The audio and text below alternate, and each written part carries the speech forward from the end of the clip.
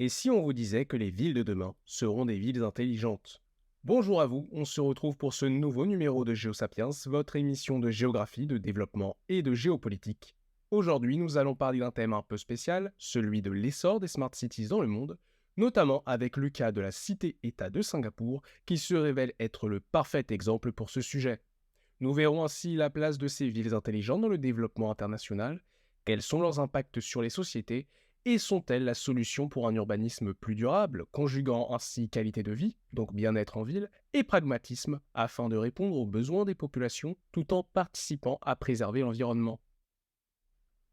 Les Smart Cities, il se peut que vous en ayez déjà entendu parler.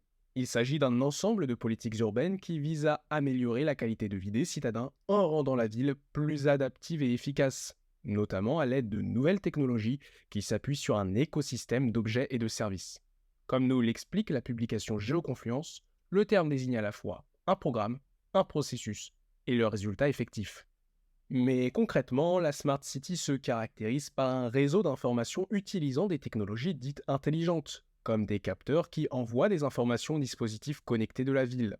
Ces outils permettent, par exemple, de mesurer en temps réel la nature du trafic dans la ville et ainsi adapter le fonctionnement des feux tricolores pour réguler le trafic. Certaines infrastructures peuvent aussi gérer leur consommation d'énergie grâce à ces capteurs.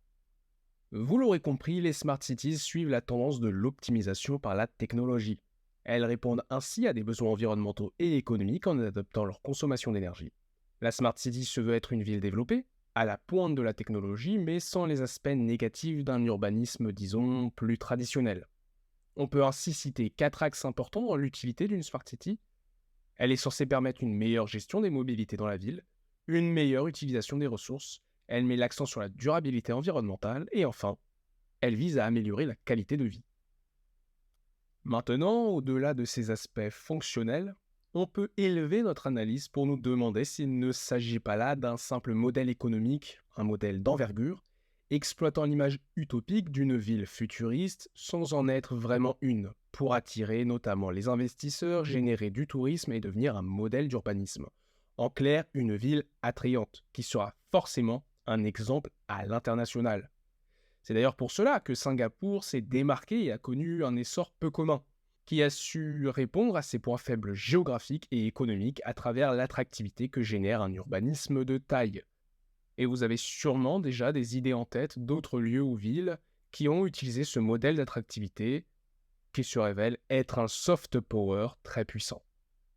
Mais alors, comment rendre une ville plus intelligente? Tout d'abord, il faudra la présence de ce qu'on appelle des smart grids.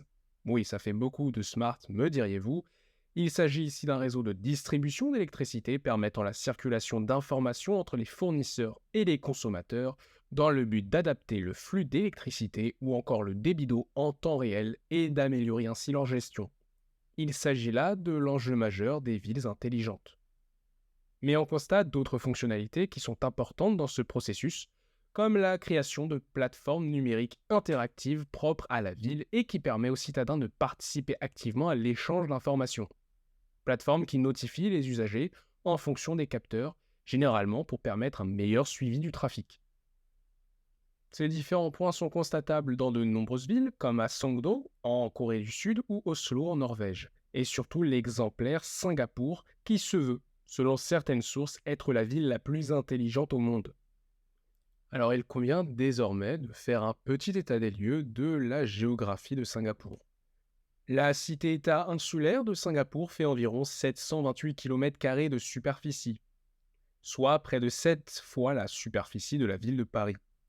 Elle est située en zone tropicale, entre la Malaisie et l'Indonésie, en Asie du Sud-Est, et compte environ 5,5 millions d'habitants, principalement d'origine chinoise. Il s'agit d'un petit pays, vous l'aurez compris, avec peu d'atouts stratégiques, peu de ressources, mais qui dispose néanmoins d'une population insulaire importante, de nombreux ports, mais aussi de nombreuses industries, en particulier dans les secteurs de l'électronique ou encore de la pétrochimie. Et l'île se débarque néanmoins avec un des PIB par habitant les plus importants du monde, probablement le septième ou le huitième actuellement, et deuxième en parité de pouvoir d'achat selon le FMI en 2022. Singapour est un modèle intéressant de développement économique rapide et fut l'un des premiers à se doter des technologies smart. On va ainsi retrouver des dispositifs pour réguler le trafic, avec le MRT, le métro de Singapour et ses environ 120 stations, qui au-delà d'avoir un suivi très pointilleux sur l'état du trafic, va aussi intégrer de nombreux dispositifs pour la sécurité, tout cela géré en partie par l'opérateur SBS Transit. Ces moyens ont été réfléchis principalement à la suite d'une tentative d'attentat à la bombe dans la station de Yishun en 1997. Singapour est aussi un modèle d'urbanisme durable avec l'intégration de nombreux espaces verts qui ont avant tout reflété une image symbolique et attractive. Vous avez sûrement en tête la forêt artificielle de Singapour, surnommée les jardins du futur, et dont tous les touristes connaissent forcément. Ils sont assez iconiques de la cité-État. Alors tout cela est bien agréable à entendre, mais cela tend à confirmer l'idée que le smart dans Smart City n'est pas toujours une réalité en soi. On a presque l'impression que l'on place le mot smart dès qu'il y a de la technologie ou des espaces verts intégrés à un beau design d'architecture. En réalité, beaucoup de systèmes smart ne sont pas si différents des technologies employées dans de très nombreuses villes dites traditionnelles. Le suivi du trafic en temps réel, notamment dans les transports en commun, ne relève pas nécessairement d'un cas isolé. Énormément de villes et de régions dans le monde sont en mesure de le faire. Parmi les dispositifs de sécurité, on retrouve aussi les caméras connectées à la 5G, comme dans la plupart des grandes villes aujourd'hui, ou encore des dispositifs sonores dans lesquels des messages de prévention sont diffusés. Là aussi, rien de très futuriste. Parmi les fonctionnalités du métro Smart de Singapour, on retrouve l'usage de tickets magnétiques utilisés sans contact, exactement comme dans d'autres lieux en fait. Il n'y a rien qui définit strictement ce qu'est une Smart City. C'est plutôt l'absence de certains dispositifs qui va venir rendre difficile l'usage de ce titre. Mais vous l'aurez compris, il s'agit en réalité d'un concept flou. La ville intelligente n'est pas nécessairement à la pointe de l'innovation, elle va simplement se contenter d'atteindre un standard technologique intégré à son urbanisme. Ce standard répond certes à des besoins réels, mais il fait aussi figure d'atout sur le CV de la ville, en quelque sorte. Je traiterai ce sujet plus en détail dans une prochaine émission, mais de nombreuses villes européennes, comme Paris ou Barcelone, intègrent de plus en plus ce concept dans leurs aménagements, principalement pour mieux gérer la circulation grâce aux différents capteurs. On peut alors imaginer énormément d'applications permettant de favoriser certaines mobilités dans des zones précises en fonction de l'état du trafic par exemple. Néanmoins, on peut encore nuancer l'appellation de Smart City, puisque ces dispositifs, comme les caméras optimisées, sont difficiles à installer dans toute la ville. Ces derniers seront principalement présents, par exemple, on imagine dans le centre-ville, ou dans certains quartiers en priorité, n'en faisant pas une ville intelligente, mais plutôt un quartier intelligent. On pourrait même se questionner sur l'inégalité de répartition et donc d'accès à la technologie au sein des grandes villes.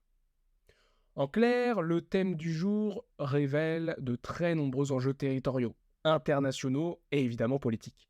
C'est un sujet difficile à définir, tant par la pluralité des exemples assez variés dont nous disposons, que dans l'approximation des points clés qui permettent son organisation sur le territoire. La Smart City est un concept novateur qui est encore en devenir, et dont la définition se concrétisera avec le temps, notamment avec l'essor des intelligences artificielles qui viendront combler les zones d'ombre sur les Smart Cities. On se doute alors que ces technologies peuvent être des outils puissants pour accompagner les élus locaux dans la gestion de leur territoire, à une échelle locale mais aussi régionale, bien que les interrogations se multiplient quant aux enjeux de sécurité et de confidentialité liés aux intelligences artificielles. Je vous remercie vivement d'avoir écouté cette émission, merci de la partager afin de nous aider et on se retrouve très vite pour le prochain numéro.